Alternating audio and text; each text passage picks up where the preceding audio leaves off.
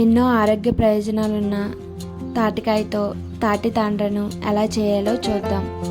దీనిని తాటి చేప అని కూడా పిలుస్తారు. ముందుగా బాగా పండిన తాటికాయ గుజ్జు తీసుకుని, తాటికాయ స్వీట్ని బట్టి ఎక్కువ స్వీట్ కావాలనుకునేవారు కొంచెం బెల్లం వేసుకోవచ్చు. నేను ఇక్కడ 1 స్పూన్ బెల్లం వేసాను. బెల్లం అంతా బాగా కలిసేలా కలిపిన తర్వాత ప్లేట్కి కొంచెం నెయ్యి రాసి ఈ తాటికాయ గుజ్జు వేసి పలుచగా అంతా స్ప్రెడ్ చేయాలి.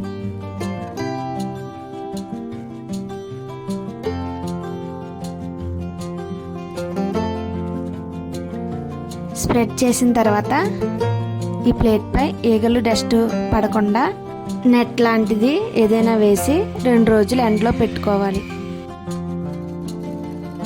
బయట కొనేవి అయితే రోజుకో లేయర్లా వేస్తారు. మన ఇష్టం, లేయర్స్లా కూడా వేసుకోవచ్చు. కాకపోతే అవి ఆడడానికి ఎండ ఎక్కువ ఉండాలి. ఒక లేయర్ అయితే 2 డేస్లో ఆరిపోతుంది.